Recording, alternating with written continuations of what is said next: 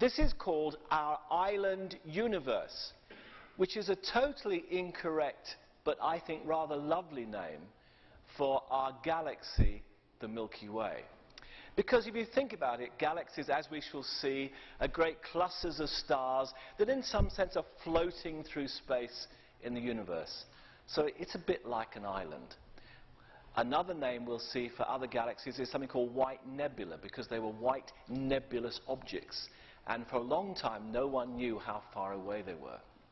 So what we're going to do today is to look at our own Milky Way galaxy, and then later see its place within the universe as a whole.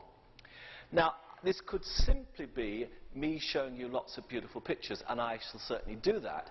But I would like to do a little bit more, because I think you as an audience are worth it. I want to try and show you how we know what we know, not just what we know. But it will not be difficult. There will be one calculation. It's very simple. I'm told that if a book has one equation in it, half the people will in fact not buy it. I'm just hoping when we get to that point, half of you don't get up and leave. But cross fingers, we'll get through that all right. Okay. Now, if you go particularly to the southern hemisphere, where we actually see our Milky Way galaxy the best, if you get your eyes really dark adapted, go to a really dark sky site. And I've been up in the northern Cape of South Africa on a moonless night, and I'll tell you, it's something that I will never ever forget. It just blew my mind away. You literally can see a band of light across the sky. I can't claim it's quite as bright as that, but it's not far off it. And there's so many stars visible, you can't really make out the constellations, which is a good thing because they're all upside down anyway. So anyway, that is what is called the Milky Way, perhaps with small letters. It comes from the Latin Via Lactica, the road of milk, or the Milky Road perhaps. We can, obviously, from any one point on the Earth, not see the whole of the sky at one time. And someone called Axel Mellinger went around the world to really good dark sky sites, and he built up, mosaicked, this most wonderful image. It really is not quite dark enough to see it at its best. But I think you can see this is the plane of the Milky Way. The center of the Milky Way is about here. See a little bit of a bulge perhaps. You see lots of dark regions. We'll come to those a bit later on. Here are two nearby galaxies called the Large and Small Magellanic Clouds, more of those. That actually is the nearby galaxy Andromeda. All of these are going to come up later. Over here is the constellation of Orion. So we can look at that, and we know that whatever it is that we live in, it must be in the form of something fairly flat. We say a flat disk, perhaps with a bulge in the middle. Now, if you observe with light, in fact, you don't see very far for reasons that will become apparent. If you can use infrared light, and that wavelength is longer, you can actually see further into the galaxy and see things you cannot see with optical telescopes. And there is a wonderful telescope called the Spitzer Space Telescope, which is observing the universe in the infrared. And I'm going to show you about half a dozen of its images during the course of this afternoon. And this is its view along the plane of our Milky Way galaxy. The center of the galaxy is here. You don't see nearly as much of those dark regions. They're basically where there's dust, and the infrared radiation can look partially through that dust. So you are beginning to see towards the center, and if you home in onto that region, yes, there are some very dark dust clouds that are impervious even to the infrared, but here, right at the heart of our galaxy, you begin to get some sort of view that there's something perhaps fairly bright there. In 1992, the Cosmic Background Explorer was actually launched, called COBE. And it was able to take the only image that we have now in the far infrared, almost to radio waves. And it shows you the galaxy in a way that we see many other galaxies. We see a flat disk, fairly thin, with a central bulge.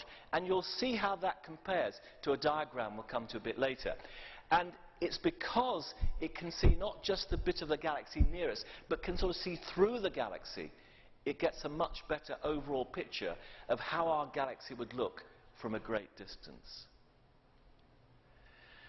With radio waves, we can see through dust as if it wasn't there. We can look at the whole of the galaxy. In some senses, we actually see a little bit through it too well.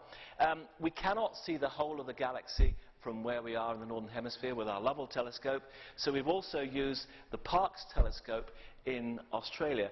Has anybody seen the film The Dish? It's lovely, isn't it? It's about the use of the Parkes dish at the time of Apollo 11, and it's a really nice film. You can get it on DVD. It's just called The Dish, and I well recommend it. So that's the telescope we've used in the south, and together, using those two telescopes, we've made a map of how our galaxy looks in the radio part of the spectrum. And it looks very different. There's an enormous great arc up here. That's probably coming from a nearby supernova remnant, a star that had blown up not too far away from us in the past.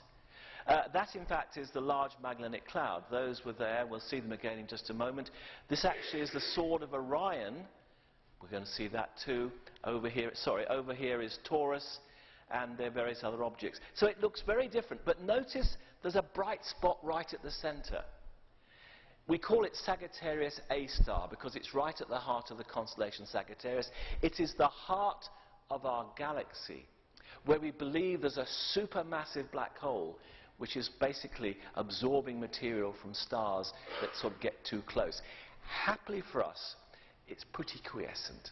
It's a very boring black hole. Nothing much is going on, so we're all right. And notice we're still here because the Large Hadron Collider hasn't done anything yet. It's turned off until next spring, so we're okay for a while. Now, this is a map. Actually, it's a painting, to be honest. They took an enormous great wall and painted in all the stars. There are the Magellanic Clouds. There's the constellation Orion. But notice these very dark rifts along here. And that little thing there is called the coal sack. It looks a bit like a sack of coal. Cygnus is along here. This is called the Cygnus Rift. That's, in fact, the star Vega in Lyra. So what's going on? Well, basically, it's not that there are not stars there. It's because there is lots of dust. And a lot of that dust is made up of carbon and the silicon and iron. These are the elements made in stars in the latter phases of their life and which are thrown out into space when stars, happily for us, blow up at the end of their lives, as we saw in the last talk. They make up about 0.1% of the mass of the star. So there's not an awful lot there. But because the particles are similar to smoke, and also like the particles that you used to see coming out of buses, diesels, you know, when they started up, they are very, very good at absorbing light. And they're concentrated towards, as you can imagine, the galactic center. It means we can't see very far visually towards the galaxy center. We can do it in the infrared with Spitzer or with radio. However, we obviously see it as dark clouds. Sometimes we see it in a rather more beautiful way. This is a beautiful cluster called the Pleiades cluster. It's actually rising perhaps after midnight now, but it's wonderful to see at 5 o'clock in the morning, which I've done a couple of times recently. And long exposure photographs show all this beautiful nebulosity. That means woofly things. Well, that's what nebulous means, isn't it? No distinct form. We believe that this is a cluster of stars which is moving through space and is actually now moving through a dust cloud. And the grains of dust are reflecting the light from the stars. And they actually reflect blue light better than red. Now, you should know that because the sky up top is bluish. That's scattered light from the sun. When we see the sun low on the horizon, it's red. The blue light's gone. So you tend to get preferential scattering of the blue light, so all this lovely nebulosity tells us that, in fact, there is dust there. The fact that it's striated, it's got lines, tells us it's actually acting as little magnets, there's iron there, and it's lined up with the magnetic field of the galaxy. So we can see them as reflection nebulae. We can also see them as dark clouds. I may have shown you this before. I know not everyone's been to every one of the last 7 lectures, so if you don't mind the odd little picture coming up again. This is called the Eagle Nebula, M16. Now, do you see the wings there? The head of the eagle here, a bit extended. Here's his talons, and there's his fish he's just caught. If we close into that, you can even see it's got some claws on the talons there. Now, these are very deep, dark dust clouds, and it's in clouds like this that we believe stars are being formed. Another dust cloud here is the coal sack down here, and it's very close to something called the Southern Cross. Come back to that. So we can see the effects of dust. You don't see it itself. You see the fact generally it's obscuring the light from behind. But of course, there's gas. And in fact, there's something like about 10% of everything in the galaxy that we know about is basically gas. And it's mostly hydrogen and helium. Now, I'm sure you know that as we speak, our sun is producing its light and heat by converting hydrogen to helium, as are all the other stars. So can you see over time, the amount of hydrogen should go down, the amount of helium should go up? It was originally about 3/4 hydrogen, 1/4 helium. That has now reduced to 70% hydrogen and 28% helium. And you notice there's 2 missing. Come to those. But anyway, basically, we're reducing the amount of hydrogen, increasing the amount of helium. Now, in general, you cannot see gases visually. But if you excite hydrogen, sorry, that's here, the electrons will then in fact come back down through various energy levels, and one of the transitions gives you a lovely line called the H-alpha line, which is red in colour, a sort of a lovely pinky red colour. And that is really one of the only 2 colours we see a lot of. We see the blue sometimes, as you saw from scattered light. We can see red, where hydrogen has been excited, usually by ultraviolet light. And that is what we see when we look at the Sword of Orion. It's a lovely region. There are some very bright stars here whose light is illuminating it and also showing you the dust clouds, but at the same time the ultraviolet light is exciting the hydrogen, so we see this lovely pinky red coloration. Now, it's very hard to get one photograph of this because it's so bright in the middle here it gets overexposed. So I'm going to zoom in a bit just to show you a bit more. This is a wonderful image. This is the central part, and there are actually 5 little stars there and a group of 3 down there. This is a lovely dust cloud. It's called the fish's head. And then right going in again, there are those 1, 2, 3, 4, 5 stars. Actually, there's a 6th one just there. That's called the trapezium. And this region is one of the most beautiful regions to look at with a small telescope. I can spend 20 minutes perhaps just looking at it and see if I can spot the 2 faint stars that form part of the trapezium. And you can see there's quite a cluster of stars here. As I think I've said before, you can show it's not possible to produce a single star by itself. You have to have quite a large mass of dust and gas to allow it to collapse down under gravity and then form stars. So stars are formed not individually, but in groups of stars we call open clusters. And we see these around the sky. But can we see stars forming? Well, in fact, we can. This is another region in Orion. It's called the Horsehead Nebula, I hope for obvious reasons. And this is a picture from one of the world's biggest telescopes in Chile, the Keck telescope. Sorry, not the Keck telescope. Well, it's actually called Kukian. They're named after some of the ancient gods of the people that live in that part of the world. So it looks like a horse's head. I think you can see the dust there. That's obvious. But with the Spitzer Space Telescope, you can look into the dust and see what's going on inside. And I hope to exactly the same scale. I've tried to scale it correctly. Just about here is, they call it a pre-stellar. I don't like the name pre-stellar. A sort of a protostar. It's not a star yet, but in about 1 million years' time, it will be a star, and the outflow from it is going to punch a big hole through the Horsehead Nebula. So enjoy the view of it while you can, because it won't be there for too long. So we now can actually see, with things like infrared telescopes, the actual act of star formation. And as I said, you have to produce stars in groups or clusters. There's the Pleiades cluster, you see the nebulosity, and down here is the Hyades cluster. But I'm afraid that bright star there, Aldebaran, is an interloper. It just happens to be about halfway between us and the Hyades cluster.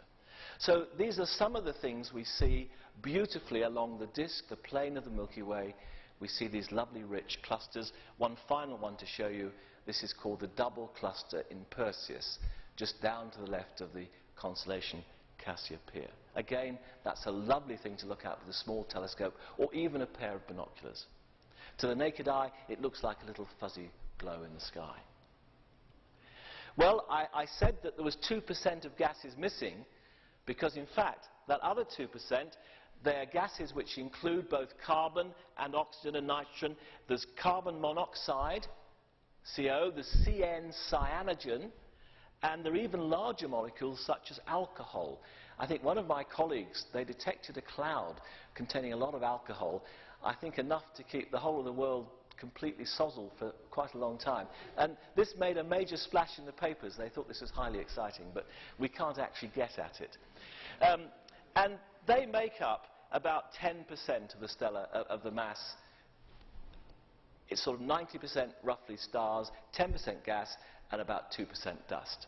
And it is in the form of clouds, as I hope to show you fairly shortly.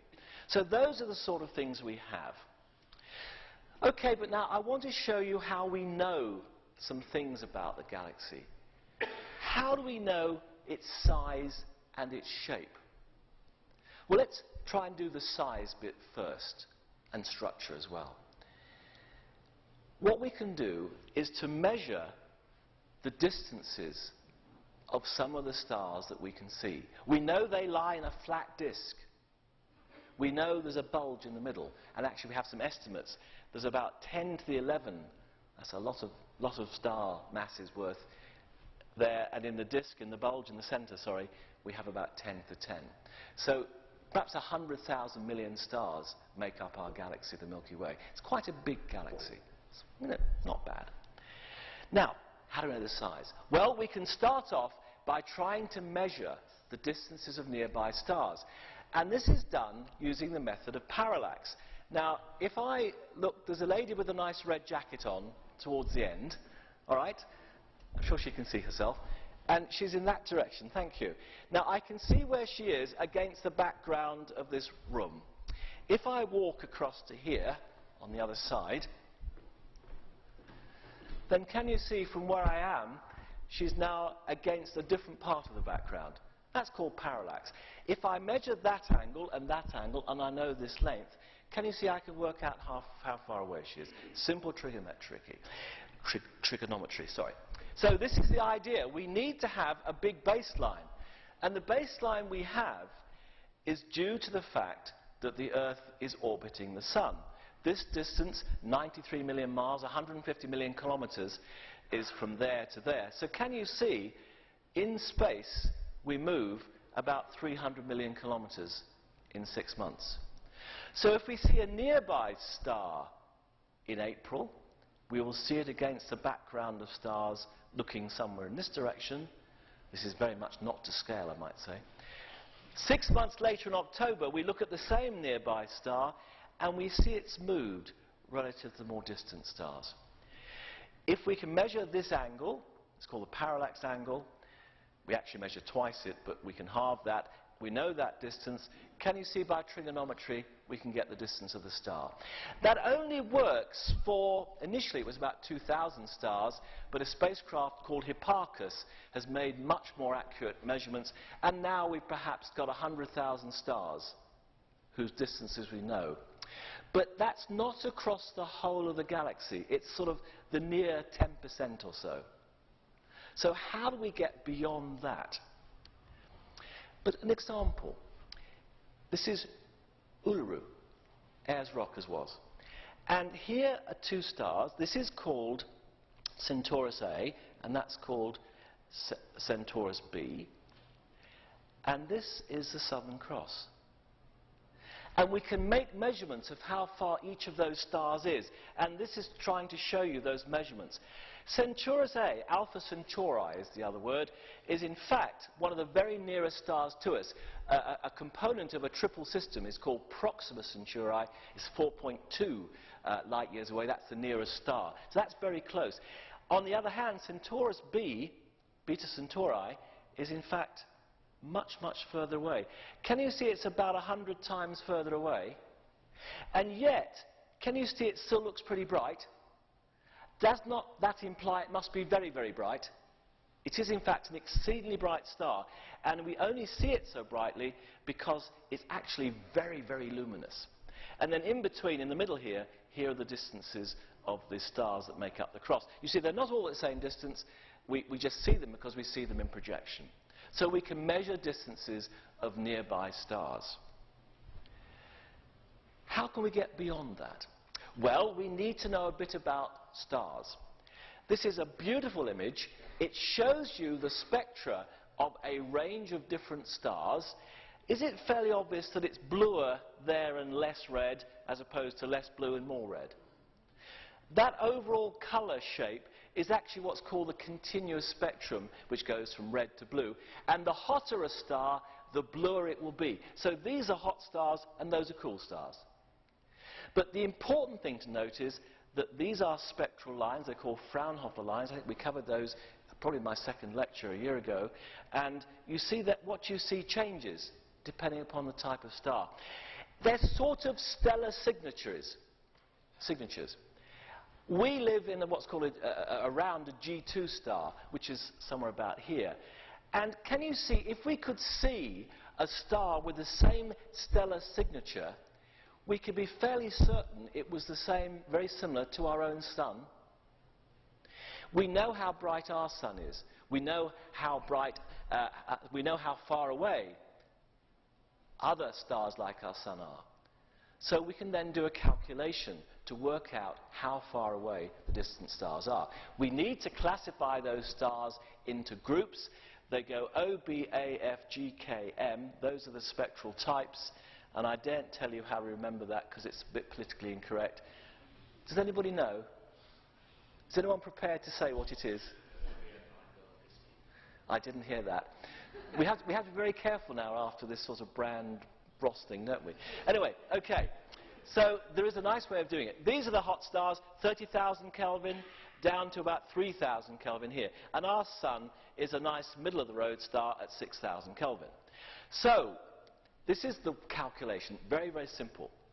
Supposing a G2 star, which is the same type as our sun, is 12 light years away. We've measured that by parallax, all right? We know that. If we see a second star whose spectra is identical to that of our sun, and this other G2 star, we can assume it's the same brightness. Fair enough? Now, supposing it was seen to be 10,000 times fainter. There's a thing called the inverse square law. Light falls off as the square of the distance. So if it's in fact 10,000 times fainter, it must be the square root of that times further away, which is 100 times. Does that work with people? So a very simple sum like that enables us to measure the distances of stars as long as we know their stellar type. So that enables us, in fact, to extend our distance measurements throughout the whole of the galaxy. So we can begin to get an overall an overall measurement of how big it is. But there's a problem. I've already told you we cannot see stars towards the center and beyond our Milky Way. It's hidden to us by dust. So how can we get an overall scale size of the whole galaxy? Well, another type of cluster, it's called a globular cluster. They're very old, they're spherical, they contain about 10,000 to 1 million stars, and we know about 150 of them. They seem to orbit around, we think, the center of our galaxy. And it was Harlow Shapley that realized this could enable him to work out how big the galaxy was. This is one of them, M13. It's in the constellation of Hercules. It's the most beautiful cluster of this type we can see in the northern hemisphere. M92 is another one. You see little cotton wool buds, basically. They look very pretty in a telescope. And 47 Tucani is one of the two brightest and best seen in the southern hemisphere. And you can see how dense it is in the middle. Has interesting consequences, but that's for another lecture. So we have these globular clusters. And essentially, if you just plotted them on the sky, you see there's a concentration towards the center of the galaxy, but you see them in all directions. And what Shapley did, he measured the distances to all of the globular clusters he could do. And then they were all in different directions. Can you imagine? We're on one side, so there's some there. And then he sort of projected them onto a plane that goes through the middle of the galaxy. And that's this plane here. And this is what he got. And it seemed to him that this was a roughly spherical distribution. Do you see that? They're within what looks like a circle on the screen. And it's pretty obvious, I think, that if these are all orbiting the heart of our galaxy, wouldn't the center of our galaxy be the center of that distribution of globular clusters? That's the deduction. And from that, we're here, he said, well, the center of the galaxy should be there. And it's about 27.3 thousand light years from where we are. So we know how far it is from where we are to the center of the galaxy. So that essentially gives us the overall scale size of the Milky Way galaxy.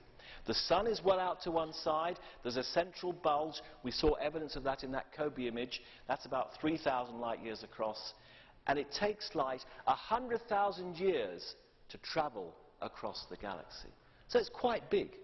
It's a biggish galaxy. Now, we see all these stars, but we can't see structure with our optical telescopes. Can we tell whether our galaxy is an amorphous blob, or has it got real interesting structure within it? You can't do that visually. You can begin to do it actually now in the infrared, as we shall see later.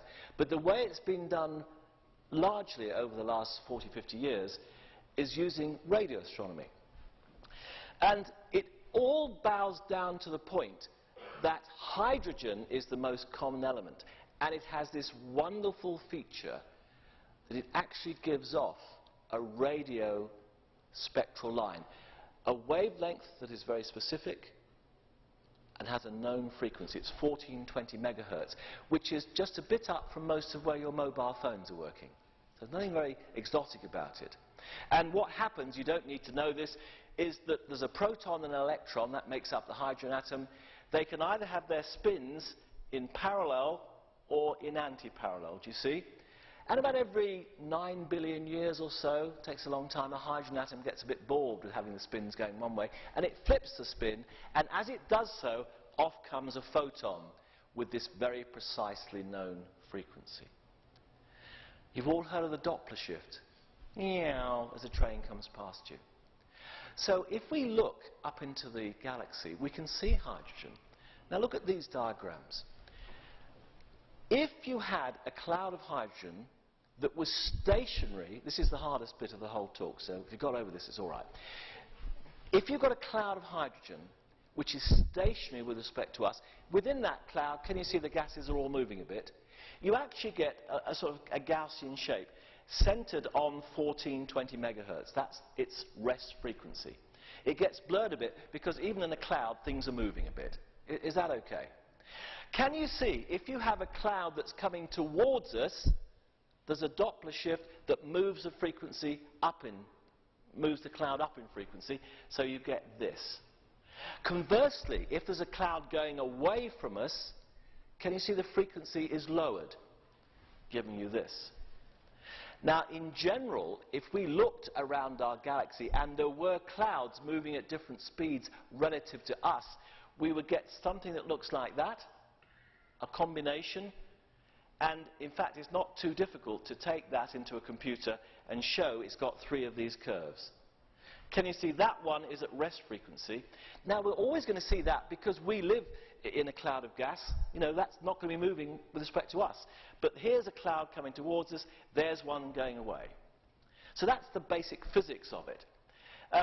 In 1992, I helped instrument a little telescope, it's just under 7 meters, which we have for our students at Jodrell Bank, and they use it to look at our Milky Way galaxy. And these are 4 scans in frequency taken with that telescope at different angles. Now, 0 is looking towards the center of the galaxy, so can you see 180 is looking directly away from it?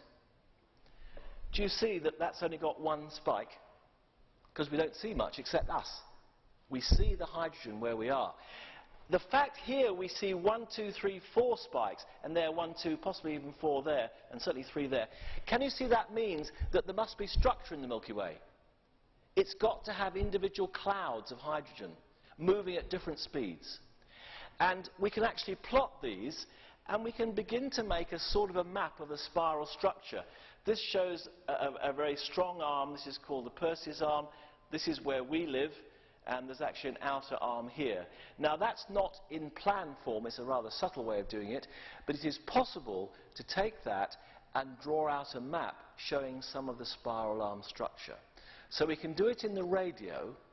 It's also now being done in the infrared by the Spitzer Space Telescope. Until a few weeks ago, this was the overall image that Spitzer had produced of the spiral structure of our galaxy. And I must admit, I was a bit dubious about this because it didn't look the same as our radio pictures. They have 4 main arms. You see 1, 2, 3, 4. And I didn't really think, and not just me, my colleagues, from what we've done with our students, we don't actually think it's quite as dense as that.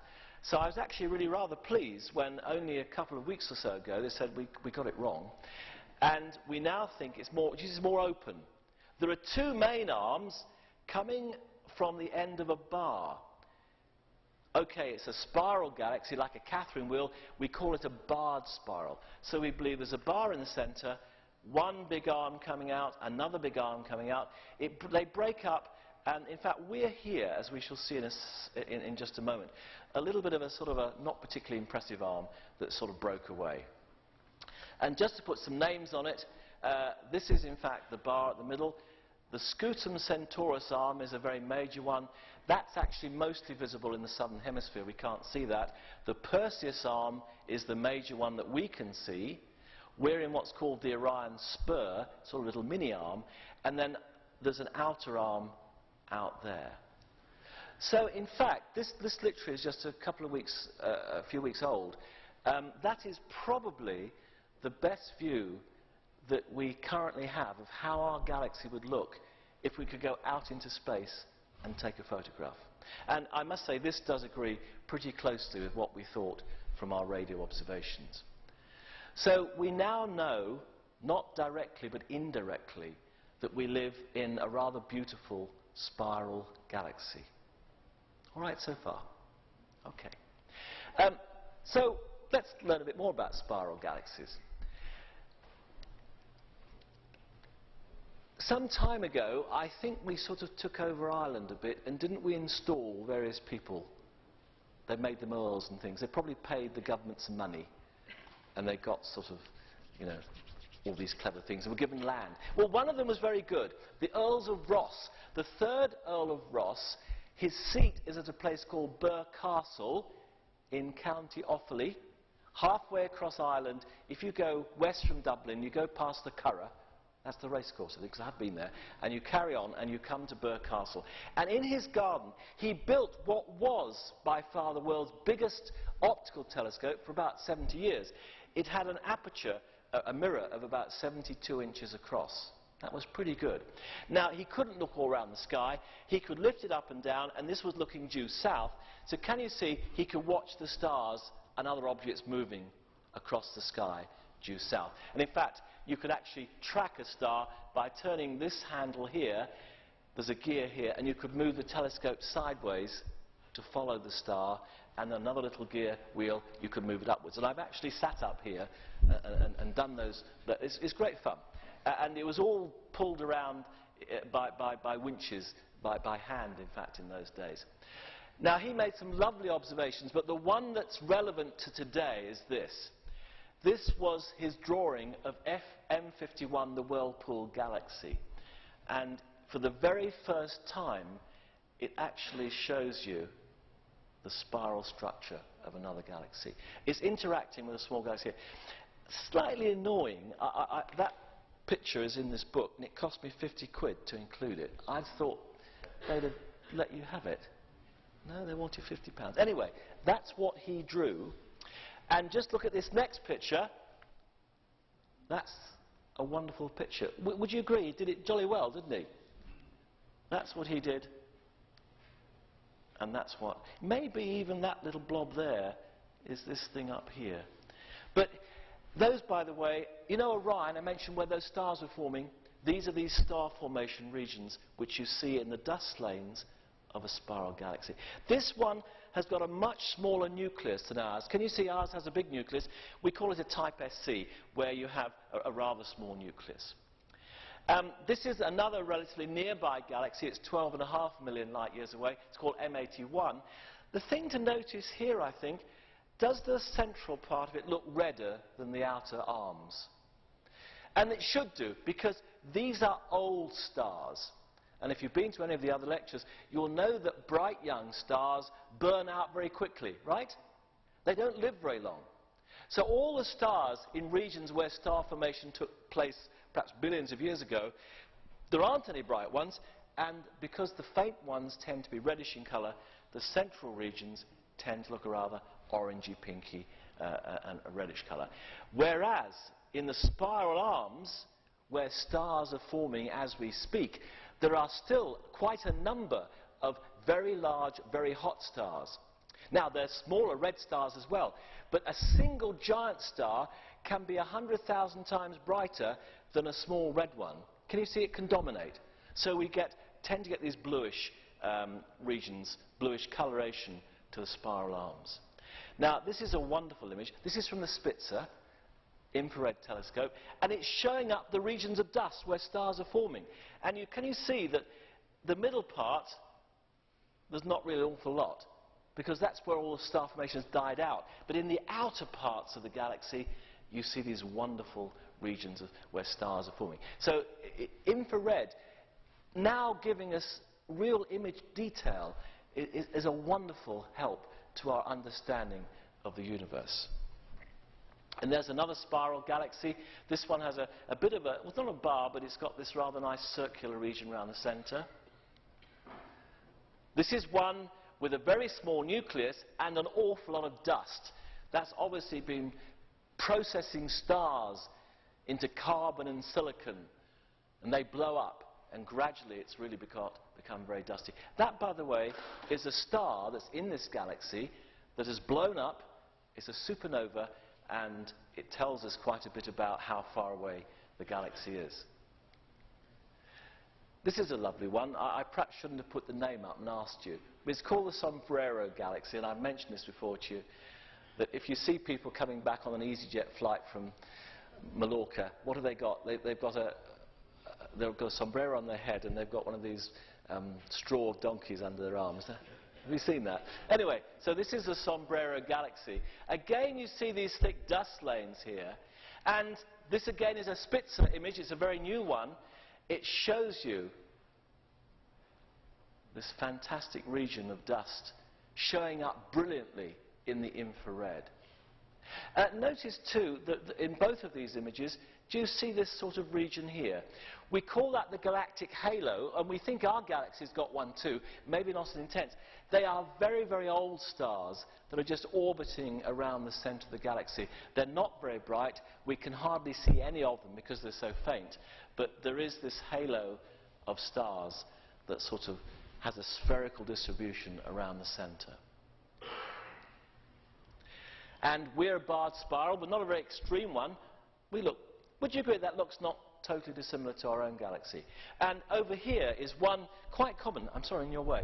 Quite commonly, you get a very big bar and just two arms that sweep across, one out like that, one like that. They look very beautiful. And this actually is looking right at the heart of one of these barred spirals. There's a bit of an axis there, that's the bar, and you tend to get one spiral arm coming off the end of each bar. We see spirals edge on, and that looks pretty much like what our own galaxy looked like with the COBE spacecraft, isn't it? So you can see we are seeing the same thing. That's the Sombrero again, but here are other ones just seen edge on, looking really rather lovely. That's a very odd one. There's a lot going on there. And just in close-up, this is called the needle galaxy because it looks a little bit like a needle. Well, it doesn't really, but that's what they call it. There is the bulge in the center, and there is the flat disk. Very, very like our own. Sometimes they interact. This happens very commonly. And I think I've said before that in a few billion years, the Andromeda galaxy and our own galaxy are going to merge into one. I've told you that before. So come back. That's going to be a fantastic thing to see. It really will. It'll be great fun. And again, Spitzer's taken pictures. And it shows you these fantastic regions where there's a lot of dust and gas. And that's beginning to warm up as stars are created within it. This is called the mice. Looks a bit odd to me. But anyway, these two galaxies are interacting. And the gravitational forces give rise to incredible shapes. They tear material out and form streamers like you can see there. Just notice, there's a galaxy, there's a galaxy, there's a galaxy. That's a spiral. Another one there. Everywhere you look, you see galaxies going on beyond and beyond and beyond. Well, those are spirals like our own Milky Way. But we also have elliptical galaxies. Some of them are small, and that's Andromeda. We'll come to that. But this is an elongated one, and that's a more round one. These are called dwarf ellipticals, and they're quite common. We also have what are called giant elliptical galaxies. These are some of the biggest galaxies we know of in the universe. And we think they're formed by the coalescing, the coming together of many, many small galaxies. This spiral eventually might actually go into there because there's gravitational attraction between them. And it will lose all that shape, and this will just become a bit bigger. So they're very amorphous, big blobs, and you tend to find them at the heart where we have lots and lots of galaxies. They're irregular galaxies. They don't have much form. This is a really nearby one. We don't see many because they're not very bright, but in fact we suspect they're probably the most common type of galaxy there is. It's just that we can't see them over great distances because they're not very bright. That's a relatively near one. Edwin Hubble, he classified galaxies into various types. And this is called the Hubble tuning fork.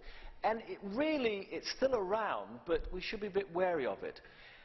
These are spirals, and these are barred spirals, and we're probably about that type. Do you see there? With two major arms. These are ellipticals, from ones that are round to ones that are fairly elongated. Now, he actually thought that galaxies evolved, that they sort of went this way and then either split that way or that way, hence the tuning fork. But in fact, that certainly doesn't happen. It may be that some of these combine to form giant ellipticals. It doesn't work the other way around. But that's the way that we tend to classify galaxies for our students anyway. Okay, so hopefully you've got a feel of A, how we know about our own galaxy, the Milky Way, B, the various types of galaxies, spiral galaxies. There are about a third of all galaxies are spiral, elliptical galaxies, big and small, and then lots and lots of little irregular ones.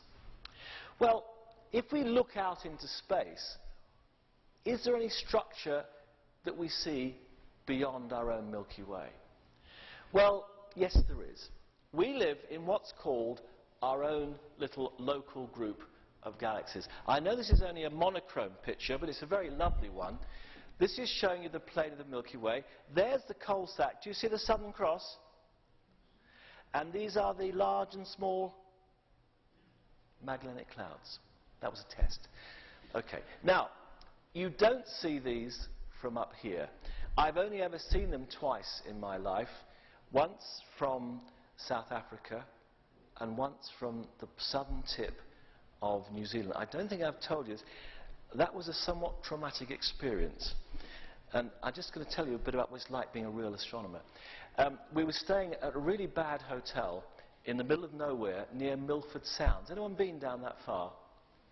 Well, it's on the way there, and I think the only reason anybody stops is because there's nowhere else. But my wife and I were lucky. We were in a little row of 6 little sort of apartments. You know, we had a cooker and a fridge and a table as well as a bed and, you know, bathroom. And there were 6 of them in a row outside the hotel, and they all had sliding glass, you know, French-type doors. Anyway, we'd been staying in cities the whole time, and this was almost the first time we were out literally in the middle of nowhere. And my wife woke me at 1 o'clock and said, look, it's clear. And I really hadn't seen the southern sky on that trip at all. So I took my binoculars out, I put some clothes over my pyjamas, opened the door, left the door ajar about 2 inches so I knew where it was. I went out. I went a long way from the hotel. Look, you've got to be a bit careful with binoculars going out in the middle of the night by yourself. You know, some people may get the wrong idea. So I went a long way away from the hotel. I spent about 3/4 of an hour having a lovely look at the sky you see there. Seriously, seeing the Magellanic Clouds and things like the Southern Cross and the Coal Sack. Well, I got a bit cold after about 45 minutes, so I came back, I found the right door with the gap. I walked over to the bed, I took my outer clothes on, was climbing in, and there was a shriek from a female voice, and a bloke saying, hey, what on earth are you doing? Or words to that effect. And unfortunately, the people in the room next door had left their door open by just the same amount, and I'd got mixed up. We actually left the hotel very early next morning. No one said a word, so I don't know, perhaps they shouldn't have been there. Anyway, you have just to be careful, and I shan't forget that view of the Magellanic Clouds. But they do look lovely. So those are 2 little nearby irregular galaxies that are our sort of nearest neighbours in space. This is the large Magellanic Cloud here. This here is one of the largest star-forming regions that we know of, and it's called the Tarantula Nebula. Can you see? You know, I'm afraid I always think of James Bond, Dr. No. I'm of that age. And, you know, well, you might remember the tarantula spider going up his shoulder. Now, this is an exciting region. I've shown you it before, but just over here, in 1987, that star, isn't it nice how they put the arrows on the sky? That star blew up, and it became a supernova. It's the nearest supernova we've been able to see, I think, for a very long time. And a bit sad for us in the Northern Hemisphere, because we can't see it, but all the astronomers in the Southern Hemisphere had a wonderful time observing this supernova. The small Magellanic Cloud is the second one. It has a globular cluster called 47 Tucani, I showed you. So those are nearby. There's a dwarf irregular galaxy not that far away. It's called IL-613, which doesn't mean anything very much to anybody. And then we have this other beautiful spiral galaxy, the Andromeda galaxy. Again, it's got this nucleus, quite large. It's a spiral. I don't think it's a barred spiral. It's sort of our bigger sibling. We think it's a bit more massive than the Milky Way, a little bit bigger, but we're very, very comparable. And that's one of those elliptical galaxies I mentioned.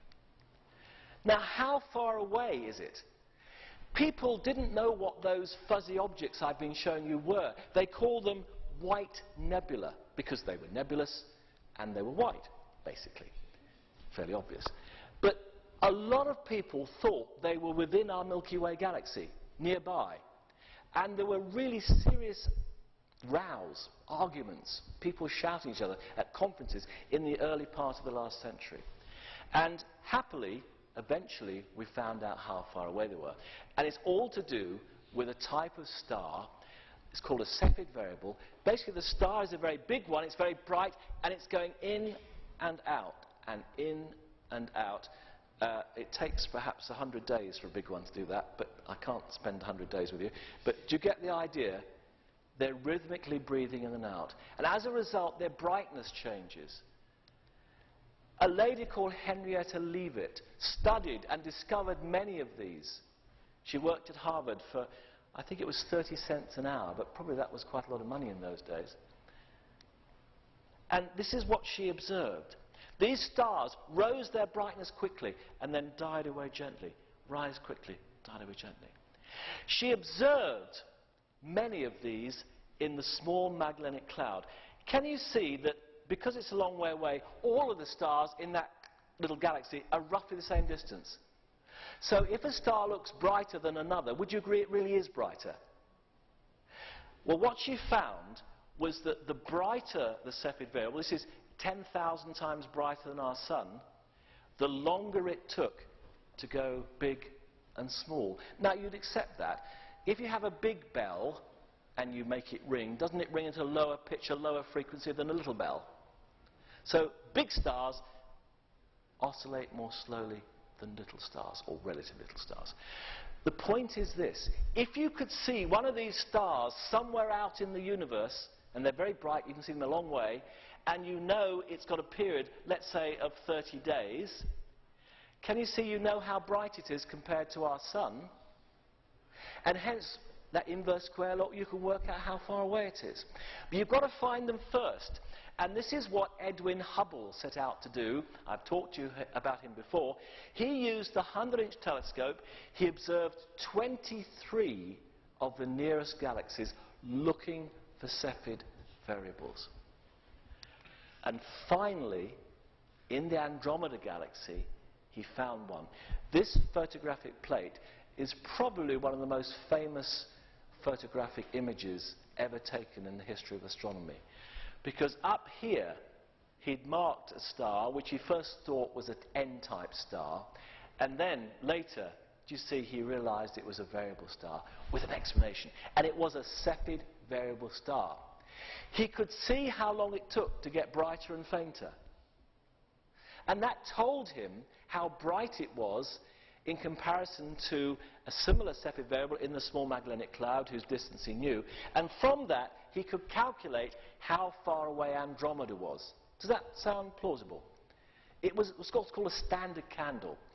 And he found out that they were way beyond our own Milky Way. They were not part of our own galaxy. He actually thought it was 750,000 light years away. That wasn't correct. It's actually 2.5 million light years away. That was no fault of Hubble. I'm afraid other astronomers had got the distance to the small Magellanic Cloud wrong. It's called a distance lattice scale, and any little bit that's wrong, can you see it makes errors go further up. So his calibration data that he was given wasn't in fact correct. And in another lecture we've talked about it, those information from those stars helped show that the universe was expanding. But in our case, all we need to know is that these galaxies are a long way away, and we can measure how far away they are. Well, there's a third galaxy in our own local group. It's called M33, another spiral. And this is a rough sort of distribution. It's a bit like a dumbbell. You've got our Milky Way galaxy here, with the little ones around it, the large Magellanic Cloud and so on. There's that little irregular in the middle, and over here another sort of elongated dumbbell with M31 and M33. So this is called, it's not a very good picture, I'm afraid, our local group of galaxies. We think there are about 50, maybe 45, mostly small irregulars. Two really big ones, Milky Way, Andromeda, and then a smaller, medium-sized spiral, M33, and then ellipticals and irregulars. So that's our own little patch of the universe, the local group. As we look out into space, we see clusters everywhere we look, just a few pictures of them. If we see less than about 50, we call it a group, like our own. If there are more than 50, perhaps up to 1,000, we call it a cluster. And here are just one or two galaxy clusters. That's nearby, obviously. The Virgo cluster, which means we see it in the direction of the constellation Virgo, is the largest cluster nearby. It's called, there are about 1,000 of them, and that's one picture, another picture of them here. And many of these galaxies can be seen with quite a small telescope.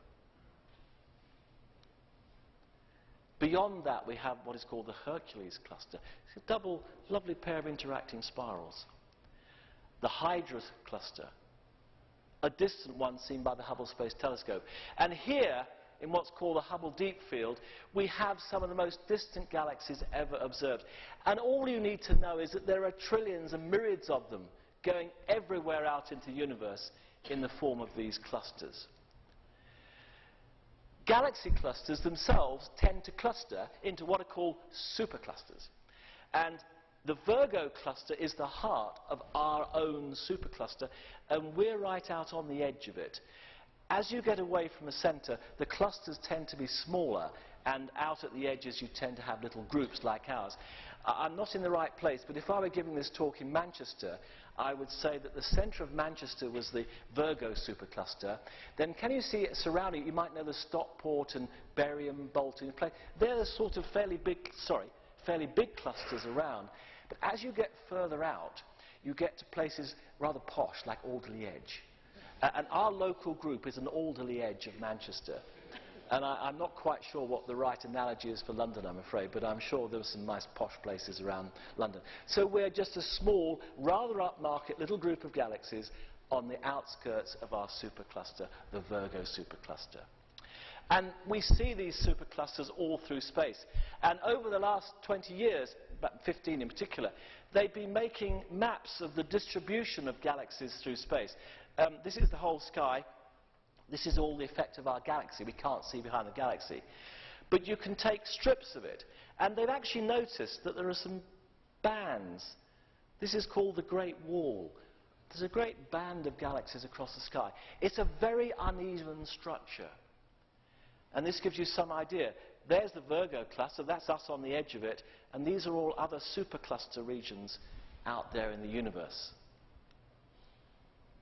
From 2002, we have a wonderful survey, and we now know what the structure of the whole universe, well, a lot of it looks like. And it's like a sponge. I'm sure I've said this before to you. There are voids in it. Do you see these little sort of holes here? Where there's almost nothing.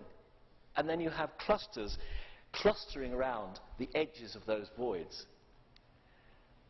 Does it look rather like that? Well, now, the reason is that the reason why we have these voids and we have these concentrations is not unlike why we have that picture. Supposing a town, because of where it is, begins to grow, like London. It's got a river, you know. What tends to happen? Well, more people are sort of pulled to it to work there. And to provide people around and services, you get sort of daughter towns, don't you? A bit like the clusters around the heart of the supercluster. And you get sort of corridors. This is the Thames Valley, isn't it? Silicon Valley of the UK, this sort of thing. So, in fact, gravity is making, as we're going to see, in fact, next time, gravity is making the structure become apparent in our universe. And the fact that we have a sort of an attraction to places where we can work means you get exactly the same structure in the way that the human populations tend to lay out over a country like our own. Well, now, I've come to the end, but in a way this has been a travesty of the truth. Because I've only told you of about 1/6 of what makes up our galaxy, which means that 5/6 I haven't told you about. But I'm going to tell you about that in the next lecture, because that's called the invisible universe. And it's all about dark matter and dark energy. And in that lecture, I hope you might come again, I'll tell you about what's missing. So I thought I'd just finish up with the title slide of next month's lecture. There's nothing to see, you see. Sorry, a bit slow on that one. Anyway, thank you very much.